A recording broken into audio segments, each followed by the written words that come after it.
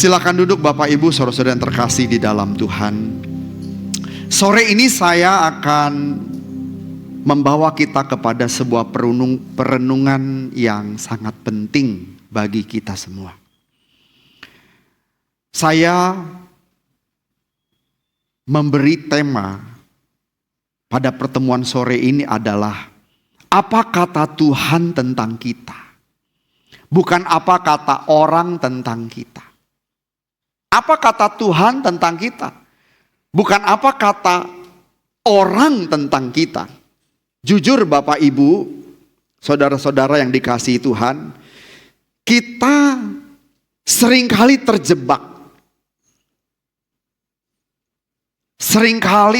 terjebak dalam penilaian orang tentang kita. Apa kata orang tentang kita? Tapi kita tidak pernah dengan serius mempersoalkan apa kata Tuhan tentang kita. Apa kata Tuhan tentang aku? Kita sering tidak mempersoalkan. Tetapi yang kita persoalkan apa kata orang tentang aku. Dan apa kata orang tentang aku membuat kita terganggu. Dan bisa membuat kita stres, depresi, lalu tidak menjadi produktif. Hanya karena kita memperhatikan apa kata orang tentang kita.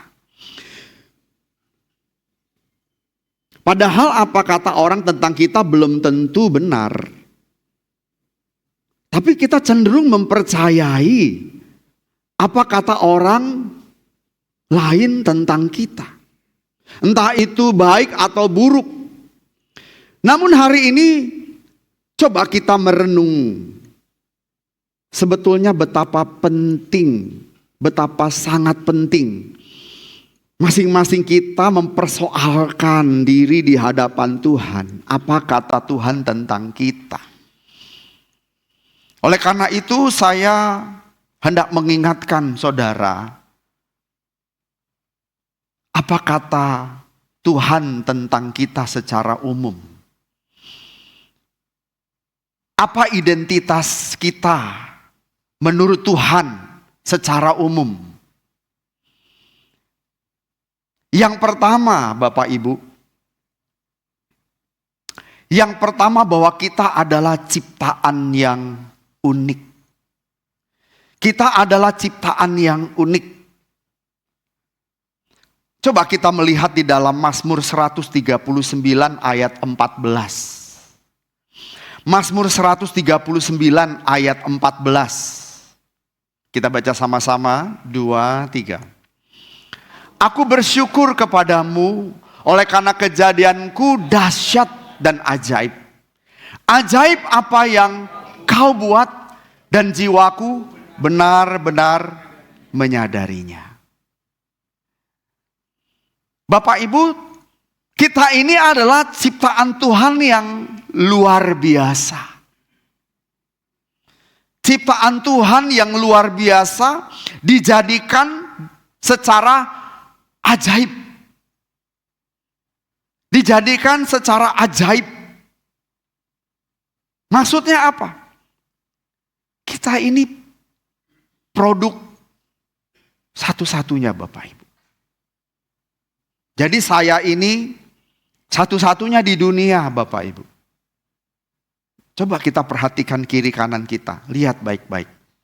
Ada nggak yang sama dengan orang di sebelah kiri dan kanan kita? Ada nggak? Kembar identik pun tidak sama persis. Kembar identik itu hampir susah dibedakan. Tetapi tetap tidak sama. Itulah keajaiban hasil karya Tuhan yang hebat.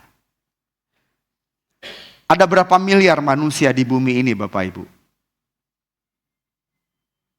Kalau dihitung sejak Adam dan Hawa dihadirkan Tuhan di bumi, dihitung sejak Adam dan Hawa hingga hari ini, ada berapa miliar manusia di bumi? Dan saya pastikan tidak ada yang sama. Tidak ada yang sama. Makanya zaman modern ini masih berguna yang namanya sidik jari.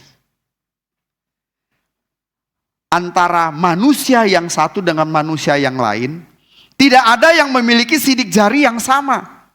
Tidak ada. Itu bagian dari identitas kita. Amin Bapak Ibu. Tidak ada yang sama. Itu unik. Begitu juga dengan karakter bawaan kita. Unik di hadapan Tuhan. Gak ada manusia yang sama persis, itu gak ada. Makanya kita patut bersyukur. Diberikan Tuhan identitas sebagai manusia yang unik.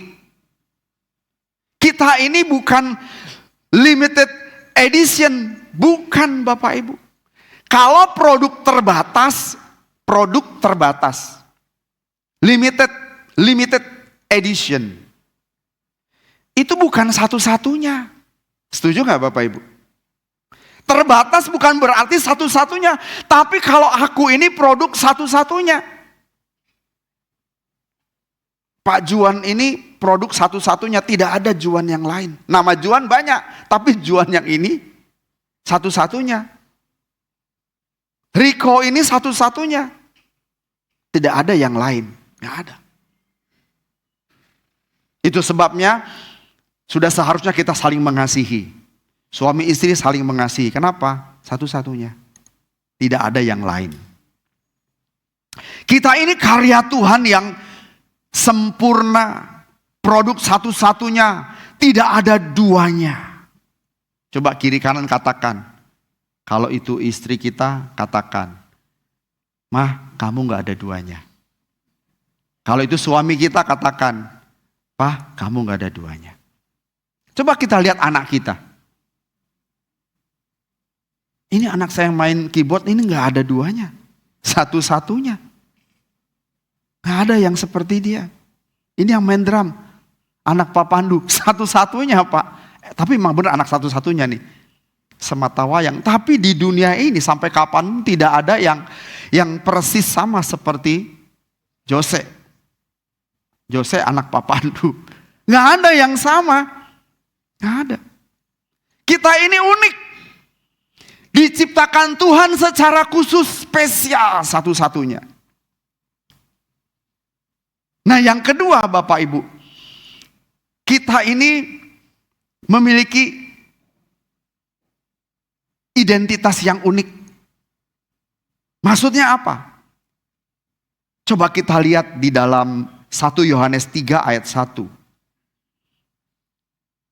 Begitu kita percaya kepada Tuhan Yesus, percaya dan menyerahkan sepenuhnya diri kita kepada Tuhan Yesus, maka kita menjadi anak-anak Allah. Kita baca Bapak Ibu.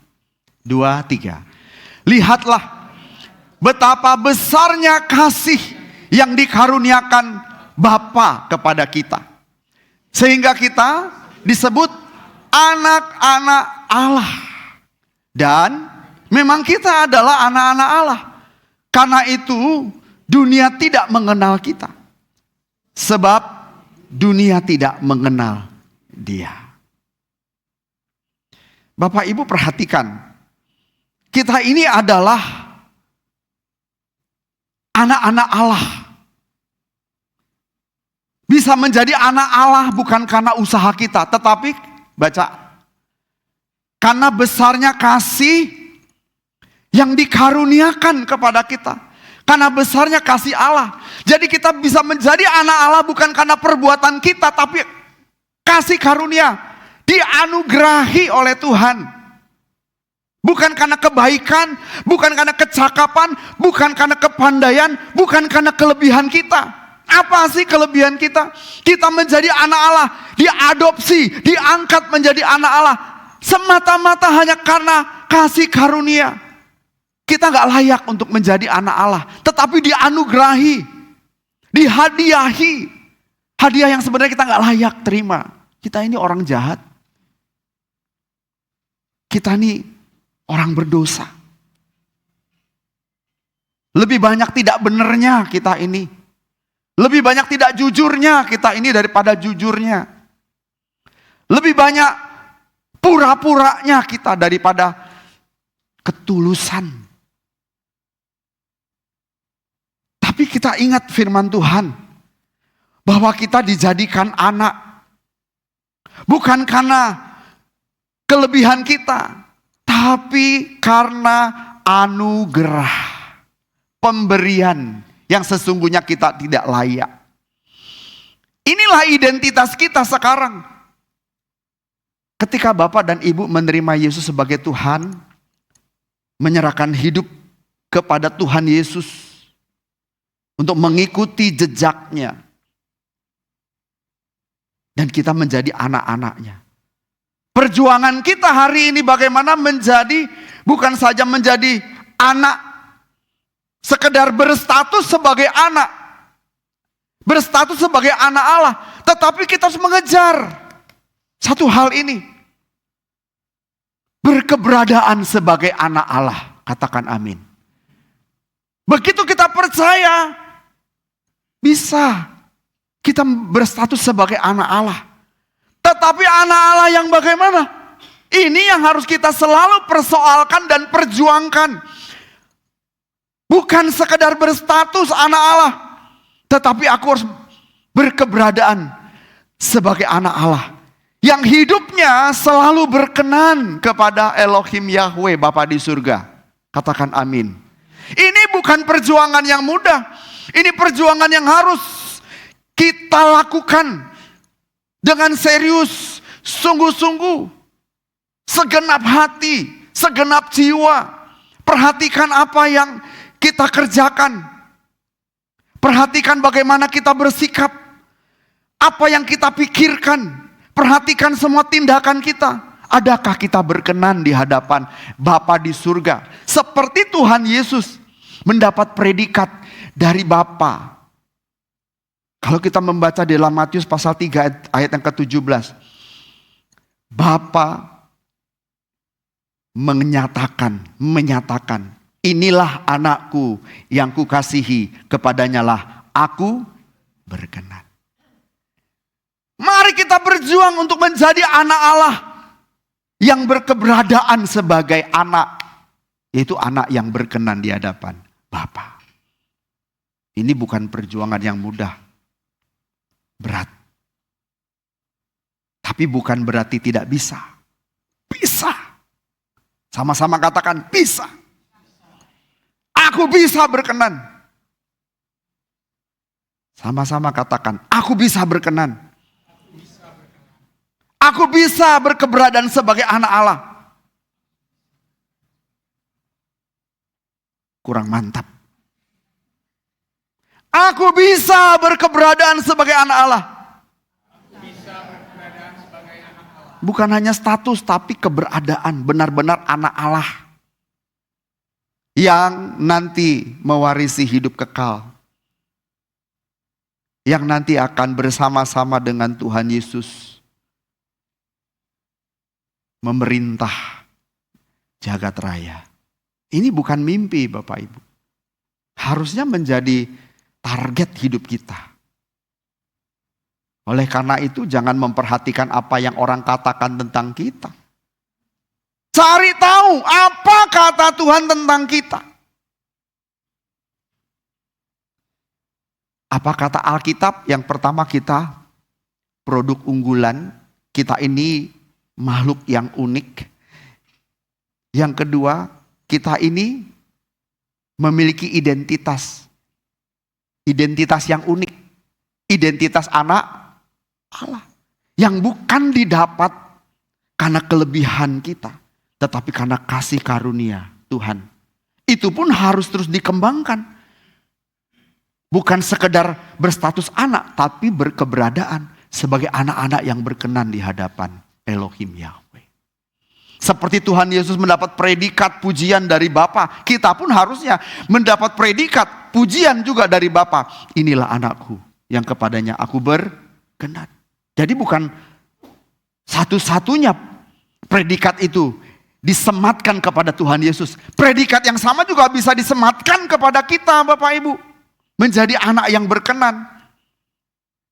Amin. Dan Bapak Ibu, Tuhan juga mengingatkan kita, siapa kita? Kita ini adalah bangsa yang terpilih, imamat yang rajani, bangsa yang kudus. Artinya apa? Bapak Ibu yang percaya dengan sungguh kepada Tuhan Yesus, mengakui korbannya di kayu salib, di bukit Golgota, tergantung hina antara bumi dan langit, dan berusaha mengikut jejaknya. Saudara ada dalam komunitas yang unik. Kita lihat 1 Petrus 2 ayat 9. Bapak Ibu terhisap dalam sebuah komunitas. Kita baca ya 2-3. Tetapi kamulah bangsa yang terpilih, imamat yang rajani, bangsa yang kudus, umat kepunyaan Allah sendiri. Supaya kamu memberitakan perbuatan-perbuatan yang besar dari Dia, yang telah memanggil kamu keluar dari kegelapan kepada terangnya yang ajaib. Kita ini kan orang-orang yang dipanggil keluar dari kegelapan. Katakan amin. Kita dulu tinggal dalam kegelapan, dipanggil keluar. Sekarang kita menjadi anak-anak terang. Bapak Ibu dipanggil keluar dan kita terhisap masuk dalam sebuah komunitas. Komunitas yang unik. Bukan komunitas sekedar bergereja, komunitas GSKI. Ini GSKI Rehoboth Bekasi. Lebih dari itu. Komunitas yang unik. Uniknya apa? Kita terhisap dalam komunitas yang disebut bangsa yang terpilih. Seharusnya bangsa Israel itu bangsa yang terpilih. Memang terpilih tetapi akhirnya tidak, Bapak Ibu. Kenapa? Karena bangsa Israel hari ini mereka tidak mengakui Yesus sebagai anak Allah yang hidup. Mereka tidak mengakui Yesus sebagai Mesias. Tapi saudara bukan orang Israel. Tapi saudara menjadi orang Israel rohani yang terpilih. Amin. Saudara menjadi bangsa yang terpilih. Saudara masuk dalam komunitas satu bangsa. Bangsa terpilih secara rohani. Karena menerima Yesus sebagai Tuhan. Yesus sebagai juru selamat. Amin. Bapak Ibu ini hebat. Lalu hebatnya itu satu lagi. Bukan sekedar kita diselamatkan, dijadikan anak, lalu terhisap dalam sebuah komunitas yang unik. Yaitu menjadi imamat yang rajani. Kalau dalam perjanjian lama, dalam ibadah perjanjian lama, setiap orang itu bergantung kepada imam. Mereka dalam beribadah bergantung kepada imam.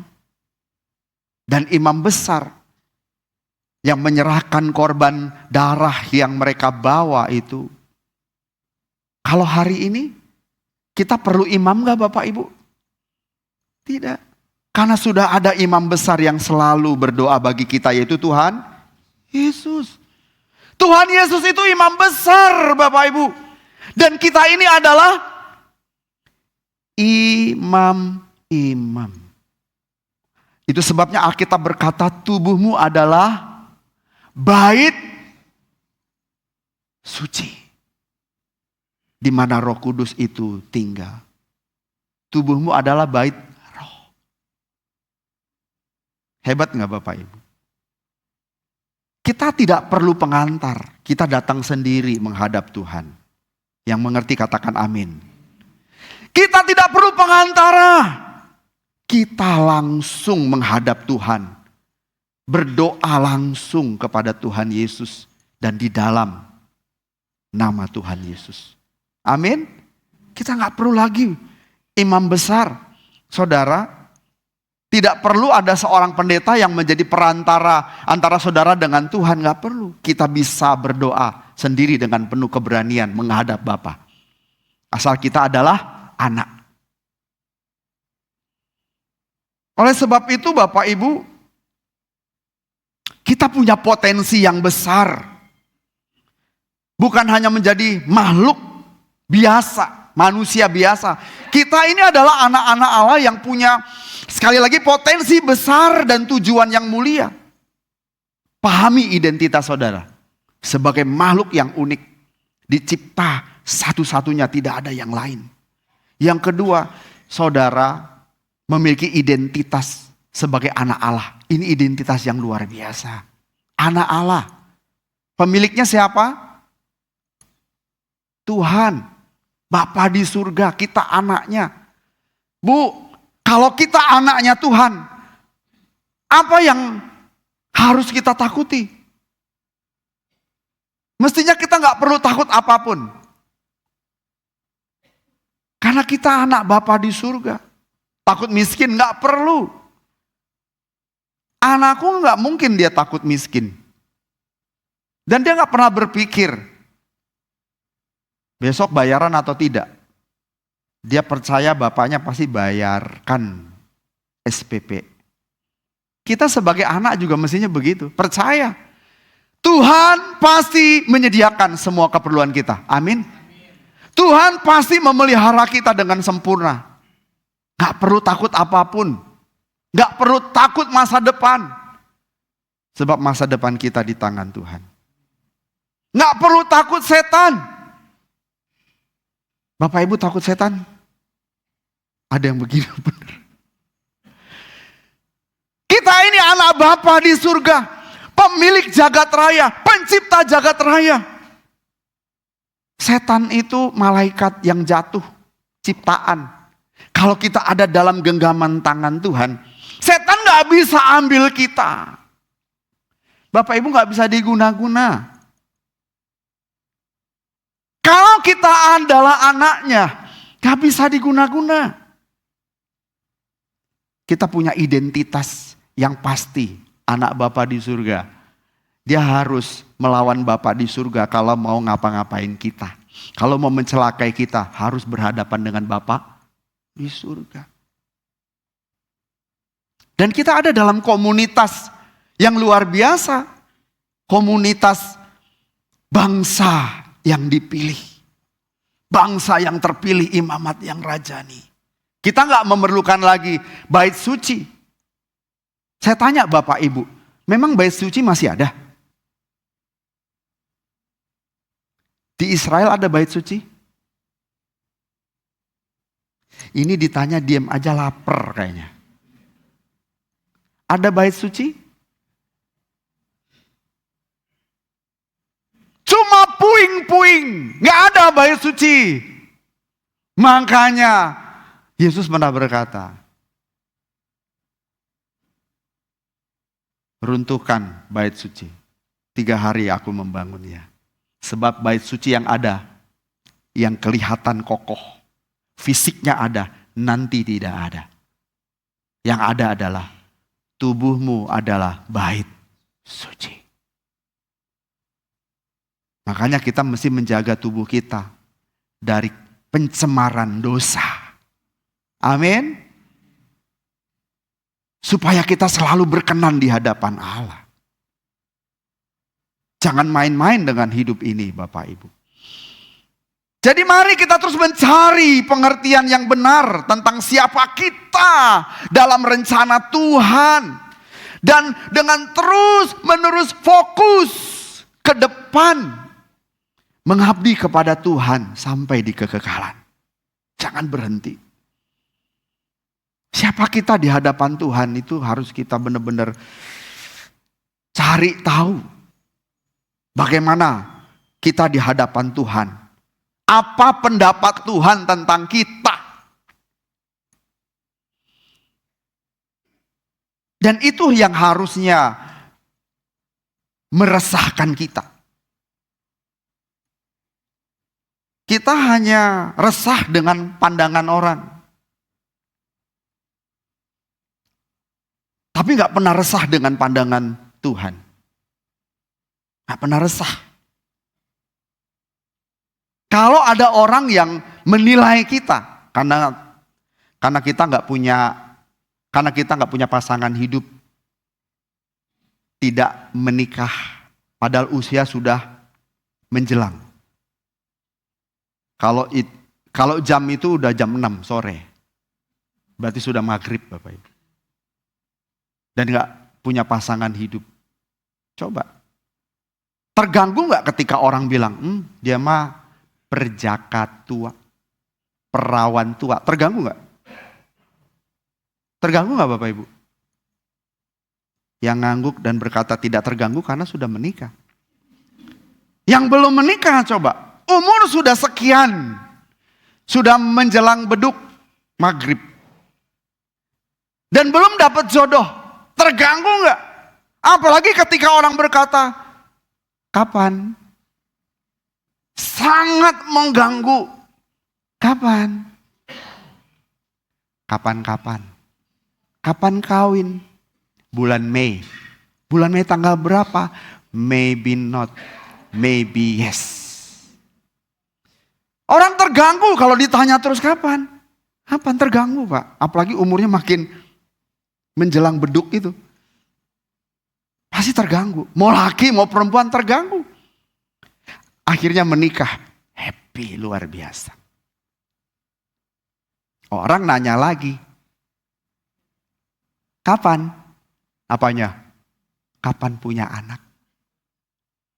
Menikah sekian tahun tidak punya anak.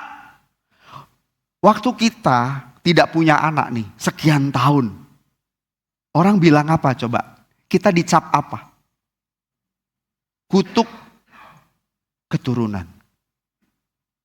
Berarti kalau tidak kawin-kawin, kutuk kenaikan. Enggak ya? Enggak punya anak disebut, dilabeli orang kena kutuk keturunan. Kalau enggak kawin-kawin kena kutuk apa? Kenaikan berarti. Kok tadi keturunan ini kenaikan. Atau tanjakan, kutuk tanjakan.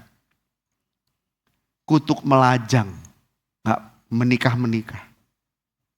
Itu kata orang. Sekarang dua contoh ini, kalau kita alami, terganggu nggak? Apa kata orang tentang kita terganggu nggak? Harusnya nggak. Kenapa? Karena kita mengenal identitas kita. Siapa? Siapa kita menurut Alkitab? Lalu secara spesifik, kita harus cari tahu. Menurut Tuhan aku nih bagaimana? Nah ini sudah masuk kepada kedalaman spiritualitas kita kepada Tuhan. Satu ketika ada pemuda yang datang kepada Tuhan. Dan dia bertanya begini. Tuhan, bagaimana caranya aku memperoleh hidup yang kekal? Lalu Tuhan berkata begini, kamu gak tahu hukum Taurat yang diajarkan Musa? Jangan membunuh, jangan berzina, jangan mengucapkan saksi dusta tentang sesamamu, hormati orang tuamu dan seterusnya. Pemuda ini berkata apa? Tuhan, semua itu sudah kulakukan. Dan perhatikan, Tuhan Yesus memandang pemuda itu dengan penuh kasih. Dengan penuh kasih. Tuhan Yesus menatap pemuda itu dengan penuh kasih. Kenapa dengan penuh kasih? Benar, pemuda itu melakukan apa yang diucapkannya. Benar. Dia mengusahakan untuk mempraktekkan hukum Taurat. Dia tidak main-main, ini orang yang serius. Lalu Tuhan Yesus berkata, tapi ada satu kekuranganmu. Nah, Bapak Ibu, pernah nggak mempersoalkan apa pendapat Tuhan tentang diri kita sendiri? Pernah nggak mempersoalkan apa kata Tuhan tentang aku? Kalau kata Alkitab saya sudah sampaikan tadi identitas kita. Tetapi dalam spiritualitas kita yang lebih dalam, lebih spesifik, personal sifatnya antara kita dengan Bapa, antara kita dengan Tuhan. Kita harusnya mempersoalkan hal ini. Apa pendapat Tuhan tentang kita? Kita merasa kita anak Allah, fine-fine saja. Sudah diselamatkan, mati pasti masuk surga. Itu kata kita. Dan kita mengaminkan firman Tuhan. Tetapi coba kita persoalkan, benarkah kita sudah menjadi anak Allah yang berkenan di hadapan Tuhan? Persoalkan. Jangan cuma persoalkan soal makan, karir. Sekarang orang ya terganggu jiwanya ketika melihat atau bercakap-cakap ya. Temen bilang gini, lu kerja di mana? Gue kerja di tempat ini. Oh, udah ketakar tuh, gajinya berapa? Kalau lu kerja di mana? Aku mah kerjanya di Pertamina. Pertamina yang gimana? Bagian distribusi. Yang minyak. Enggak Bapak Ibu. Oh kerja di mana? Pertamina. Ini Pertamina bener. Oh gajinya segini dong ya. Langsung minder. Kita cuma pedagang. Kita cuma guru. Minder. Apalagi kalau kita lihat media sosial. Orang yang pamer tas, pamer mobil, pamer jalan-jalan. Ya ampun dia sudah ke Los Angeles. Kita paling banter sampai Lenteng Agung. Coba gimana, terganggu gak kita? Saya pernah ke Belanda Bapak Ibu. Dan saya posting gambar di Belanda. Itu banyak orang yang cemburu Bapak Ibu. Saya juga akhirnya, kenapa? Karena ada yang protes. Itu lihat si pendeta itu jalan-jalan. Benar Bapak Ibu? Aduh sejak itu saya sadar. Hari itu gak lagi posting-posting. Kita mikirin apa kata orang memang. Tapi dalam hal ini memang kita harus bijaksana. Jadi kalau memang itu kritik yang baik ya terima. Kalau itu bukan sesuatu yang baik, hanya sebuah opini publik. Seperti tadi dilabeli kita. Gak punya anak, kutuk apa? Kutuk keturunan. Gak menikah, kutuk melajang. Dilabeli kita. Harusnya gak terganggu. Aku punya identitasku anak Allah dan fokus hidupku bukan mencari kebahagiaan dari dunia ini. Tapi bagaimana aku bisa membahagiakan juru selamatku Tuhan Yesus Kristus. Pernah kepikir gak begini? Harusnya dipikirin. Harusnya dipersoalkan. Kalau cuma minum makan, orang gak kenal Tuhan juga dapat itu. Minum makan, menikah juga, punya anak juga. Sukses, lebih sukses malah. Lihat orang-orang di Rusia yang sebagian besar ateis, gak percaya Tuhan. Sukses hidupnya. Ya kan? Dibanding kita. Jadi jangan bandingkan memang. Dengan orang lain. Dan kita gak perlu bandingkan diri kita dengan orang lain. Sehingga nanti membuat kita sakit hati. Membuat kita minder. Apalagi ketika orang lain berpendapat apa tentang kita. Makin minder kita. Ngelihat tas orang lebih bagus. Minder kita. Mestinya gak usah minder. Amin. Minder itu sebetulnya bagian dari kesombongan. Minder itu kesombongan terselubung. Ya loh, mestinya gak minder. Saudara ya datang ke gereja ya santai aja. Gak punya sepatu pakai sandal. Iya kan? Tapi datang ke gereja sebaiknya mandi. Jangan sampai gak mandi. Udah 5 hari. Ini baunya bisa satu ruangan. Ya kan? Nah ya itu mesti kita mandi. Itu bagian dari tanggung jawab kita. Ya kan ya? Dari rumah, Oke, nggak punya sepatu, pakai sendal ke sini, nggak masalah itu. Yang penting hati. Tetapi tolong kalau kita datang ke sini jalannya jangan diseret dong. Udah pakai sendal jalan diseret. Itu satu ruangan berisik. Ya kan? Kalau saudara ngantuk, makan permen boleh nggak? Boleh. Tapi jangan saudara bawa permen itu satu plastik. Lalu saudara bagi-bagi ke depan. Dari depan ke belakang dibagi-bagi. Saudara ganggu namanya. Oke, sendiri. Supaya nggak ngantuk. Karena saudara orangnya ngantukan. Baru pendeta bilang, Shalom. Langsung nguap. Mari kita baca firman Tuhan. Dari 1 Yohanes pasal 1. Langsung. Nguap udah 3 kali. Belum amin pendeta. Saudara sudah amin duluan. Tapi jangan bolak-balik. Keluar masuk, keluar masuk. Ya. Karena ada begitu. Jadi begitu pendeta shalom, dia keluar. Di pertengahan khotbah, dia masuk. Belum selesai, dia keluar lagi. Saya bilang, dapat apa coba orang begitu?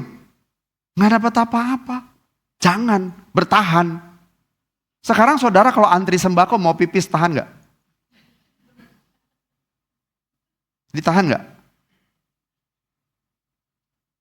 Dapat dana, bansos, bantuan sosial dari pemerintah, cetiau. Saudara kebelet pipis. Nahan nggak? Sekarang dengar firman Tuhan. Benih kekal. Nggak bisa dibeli dengan uang. Nggak bisa nahan tuh. Kenapa? Karena memang kita kurang menganggap firman itu bernilai, Bapak. Kurang. Orang-orang yang menganggap, menilai, menghargai firman Tuhan itu setinggi-tingginya. Dia pasti mempersiapkan diri supaya aku bisa mendengar firman dengan baik. Gimana caranya nggak ngantuk? Bawa pentul korek api, ditaruh di mata, dipasang, jadi dia tetap melotot gini. Karena orangnya suka ngantuk kan. Itu ada siasat, mensiasati gimana caranya aku bisa dengar firman Tuhan, aku dapat banyak, pulang dengan sukacita. Lakukan dengan banyak hal gitu. Ya kan? Gimana ya selain pakai apa tadi? Pentul korek, makan permen. Ngopi boleh nggak? Boleh. Bawa air panas. Gimana nyeduhnya? Bapak, Ibu, kan ada kopi saset itu, masukin. Terus air panas gini. Terus aduk Bapak Ibu. Dijamin nggak ngantuk, 100%. Ya kan? Melepuh. Harus kita lakukan itu Bapak Ibu. Amin. Mau ngopi? Kopi 1 saset dan 1 gelas panas mau. Dijamin gak ngantuk. Nah, jadi Bapak Ibu jangan tertekan dengan pendapat orang yang mengatakan ketinggalan zaman. Jangan. HP-nya ketinggalan zaman. Tasnya ketinggalan zaman. Jangan terganggu dengan apa pendapat orang. Ini anak-anak muda, teman-teman bisa jalan-jalan nih anak muda ya. Bisa jalan-jalan kemana-mana, shopping kemana-mana, kita nggak bisa. Jangan terganggu. Jangan merasa ketinggalan. Jangan merasa orang susah. Jangan merasa berbeda.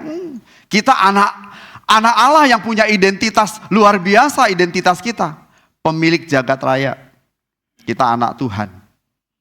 Bicara karir, jangan minder.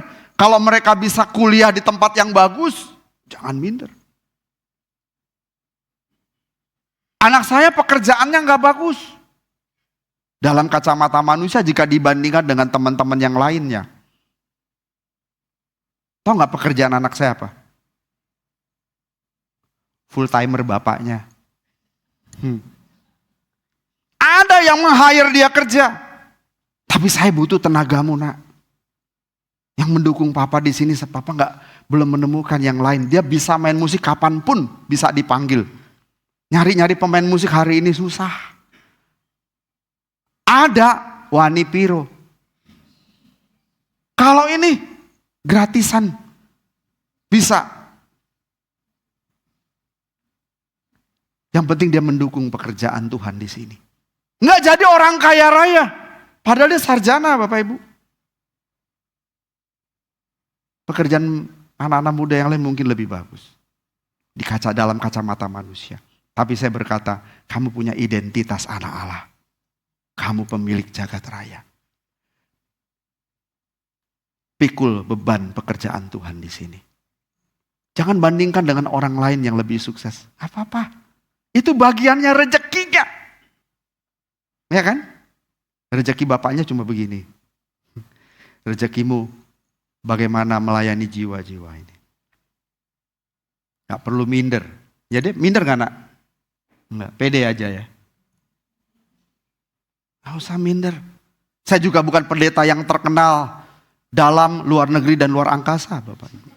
Paling enggak saya bisa dikenal di Bekasi Harapan Indah. Tapi orang-orang yang ku kenal bisa kulayani dengan baik. Harus jadi orang-orang yang rohani. Bapak Ibu, saya kumpulin orang untuk menjadikan mereka anak-anak Allah yang hidupnya berkenan. Menjadi orang-orang yang rohani. Untuk apa mengumpulkan banyak orang tetapi gak menjadi orang yang rohani? Ngapain? Banyak orang tapi gak rohani. Ini bukan pembelaan diri karena yang datang gak begitu banyak. Kalau pagi tentu lebih banyak dari ini kan ya.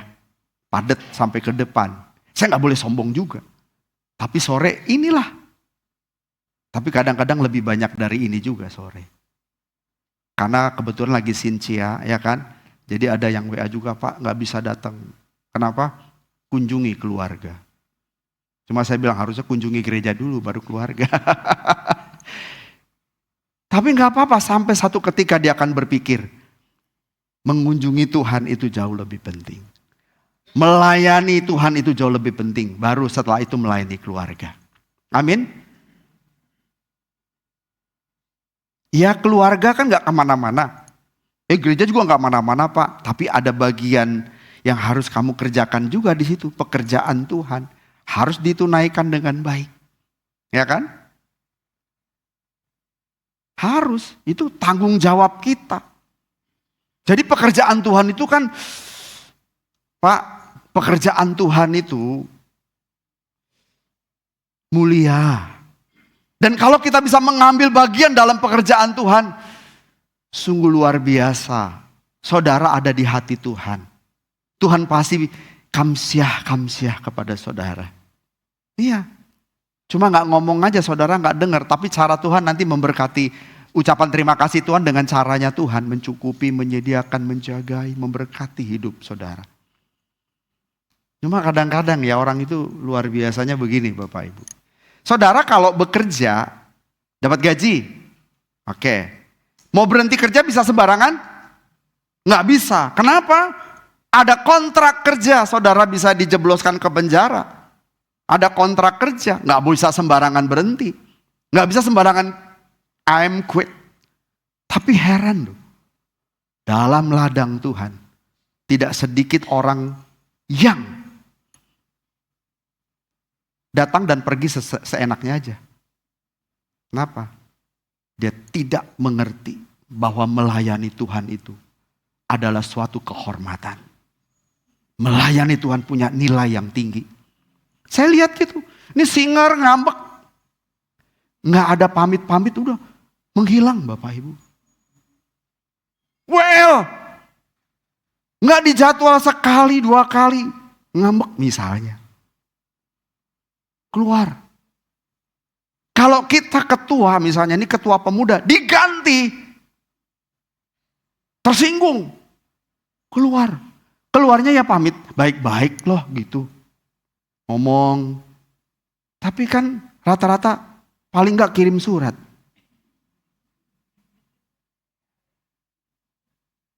Yang terhormat Bapak Pendeta, saya mengundurkan diri. Gak ketemu lagi. Harusnya sebelum itu ngomong dulu. Orang aja kerja Bapak Ibu sebulan sebelum dia keluar. Ya kan? Ngomong dulu. Ini pekerjaan Tuhan. Pemiliknya Tuhan. Aku cuma manajernya doang. Nggak dianggap loh. Saudara. Yang begini. Ini tanda orang yang tidak mengasihi Tuhan. Tidak mengasihi Tuhan. Apapun itu. Mengerikan Bapak Ibu. Tidak menghargai Tuhan. Dan berharap Tuhan menghargai dia. Bahkan ada yang tersinggung bilang begini. Ini kan saya melayani udah lama Bapak Ibu. Jadi gembala tuh udah lama Bapak Ibu. Di sini aja baru 2 tahun. Di THB. Di Black Steer. Lama juga jadi gembala. Walaupun kesana kesini Pak. Di Black Steer sekian tahun. Di Taman Harapan Baru sekian tahun. Di sini 2 tahun. Jadi saya melihat keadaan orang-orang pengurus model begitu dari dulu. Biasanya kalau udah gak jadi pengurus menghilang. Gak bisa digeser. Tersinggung. Memuncak amarahnya. Harusnya gak begitu ya. Ini Pak Pendeta lagi curhat. Harus belajar tunduk. Tunduk kepada Tuhan. Tapi dalam organisasi yang bersifat rohani, tunduk kepada pemimpinnya. Itu mutlak. Mutlak. Mau dia pendeta, mau bukan, ya harus tunduk. Kan bisa bicara. Jangan tersinggung. Amin ya.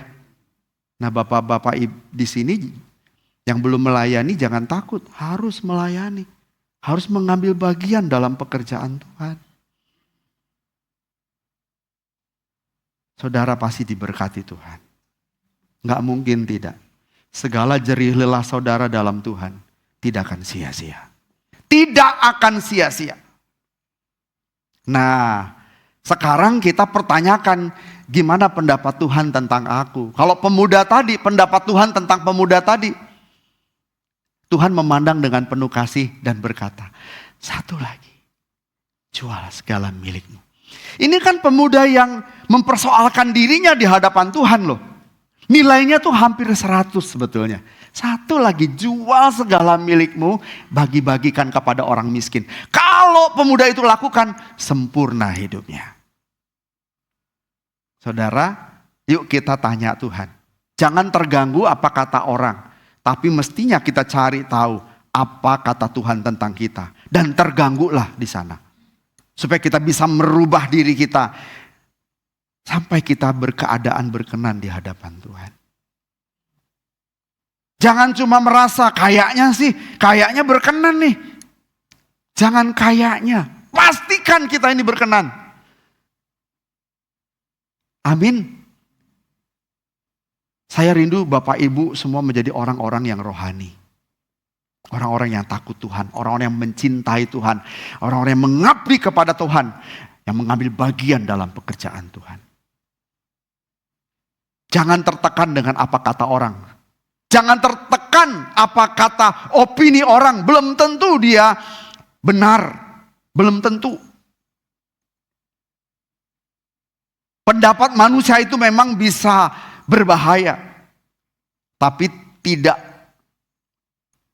lebih berbahaya dibandingkan pendapat Tuhan tentang kita. Jangan sampai di akhir hidup kita Tuhan berkata, "Wopuren seni.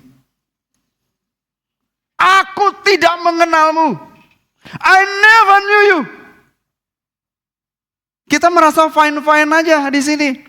Mau datang gereja suka-suka kita, mau pelayanan atau enggak suka-suka kita, mau ngambek suka-suka kita. Enggak pernah memikirkan perasaan Tuhan. Kita pikir mati pasti masuk surga. Tapi ternyata ketika kita meninggal, Tuhan berkata, apa tadi? Wopuren seni. Aku tidak kenal kamu. I never knew you. Mengerikan Bapak Ibu. Oleh karena itu persoalkan masing-masing hidup kita. Apa pendapat Tuhan tentang kita? Apa yang kurang? Satu lagi kekurangan anak muda tadi. Kiranya Tuhan juga berkata, satu lagi kekuranganmu nak. Ambil bagian dalam pekerjaan Tuhan. Saudara, ambil bagian dalam pekerjaan Tuhan. Satu lagi kekuranganmu nak. Engkau tidak setia. Bapak Ibu, langsung kita berubah. Jadilah orang yang setia. Kalau Tuhan berkata, satu lagi kekuranganmu nak, engkau kurang tulus. Rubah keadaanmu. Jadilah orang yang tulus. Tulus hati. Saudara akan masuk dalam kekekalan dan dimuliakan oleh Bapa di surga. Persoalkan hidup kita. Jangan terganggu dengan kata orang. Biarlah kita terganggu oleh kata Tuhan dan kita berusaha merubah diri. Jangan kuburkan kebenaran yang saya sampaikan ini. Masuk kuping kanan, keluar kuping kiri. Jangan-jangan ini hari terakhir kita. Tapi kalau hari ini kita diingatkan, syukuri berkat Tuhan. Tuhan tolong ingatkanku terus.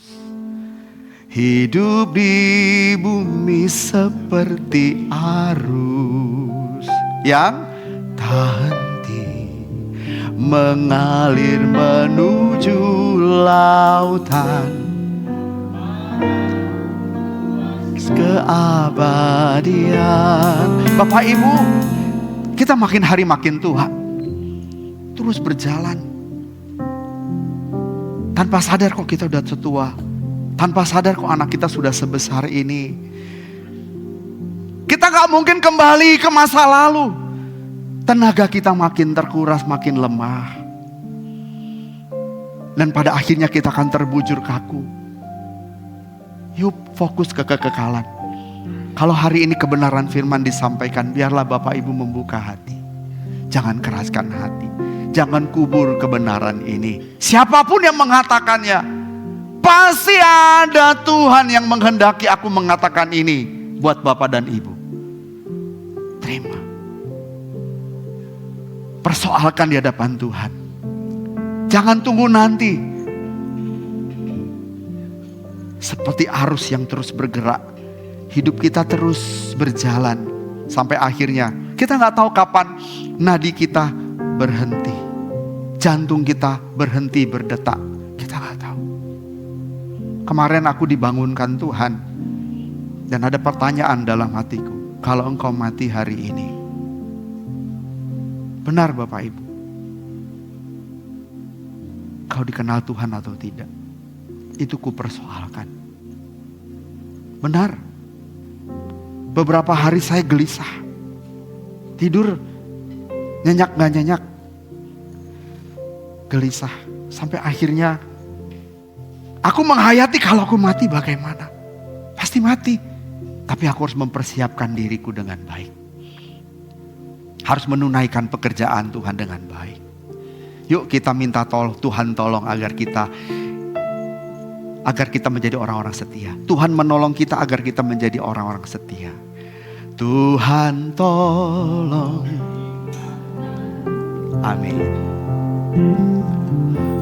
Hidup di, mari kita bangkit berdiri. Amin.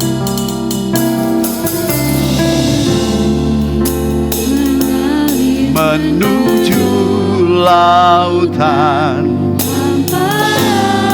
luas keabadian, langit bumi semuanya bergoncang. Tiada yang tetap bertahan, segalanya menjadi genangan api. Binasaan. Yuk sampaikan kepada Tuhan. Jadi doa kita, ajarku menghitung hari ya Bapa.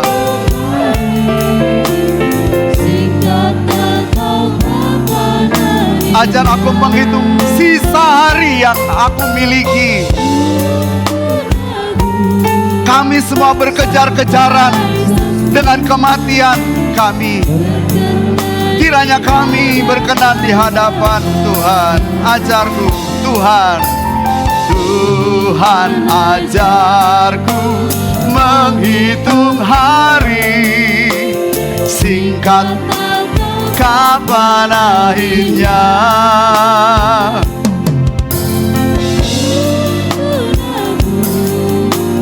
sampai sempurna berkenan di hadapan. Sejenak Bapak Ibu masing-masing berdoa. Izinkan Roh Kudus bekerja dalam hidup kita. Izinkan Roh Kudus bekerja. Kebenaran sudah disampaikan, sudah diuraikan. Saudara adalah ciptaan yang indah di mata Tuhan. Saudara jauh lebih berharga dibandingkan burung-burung di udara dan semua yang Elohim Yahweh ciptakan. Saudara ciptaan yang sempurna. Saudara adalah makhluk yang mulia. Oleh sebab itu ingatlah selalu akan Tuhan yang menciptakan kita. Dan pastikan kita semua tahu apa pendapat Tuhan tentang kita. Tidak usah pedulikan opini orang tentang kita, pendapat orang tentang kita. Pastikan kita tahu apa pendapat Tuhan tentang kita. Masuklah dalam dimensi yang lebih dalam, spiritualitas yang lebih mendalam secara pribadi, personal dengan Tuhan. Kita berurusan. Jangan sampai Tuhan tidak mengenal kita nanti. Tuhan berkata, "Nya dari hadapanku." Pastikan apa yang kita buat, kita lakukan di muka bumi ini berkenan di hadapan Tuhan.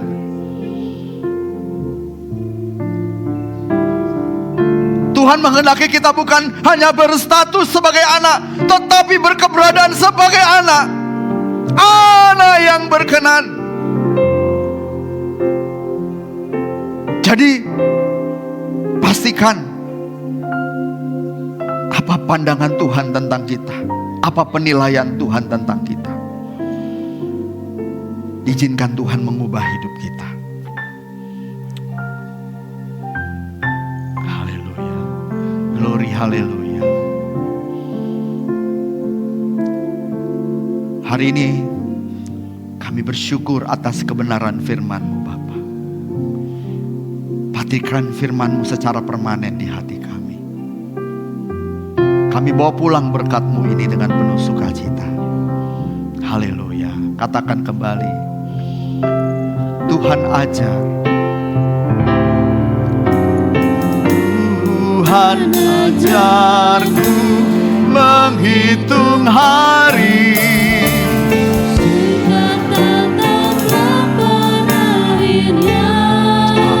tuntun aku sampai sempurna berkenan di hadapan. Sekali lagi, Tuhan menghitung singkat atau akhirnya, ya Bapa. Aku sampai sempurna berkenan di hadapan Bapa. Terima kasih atas sabda-Mu Bapa. Kami bersyukur. Dalam nama Tuhan Yesus kami menyerahkan hidup kami sepenuhnya. Haleluya. Amin.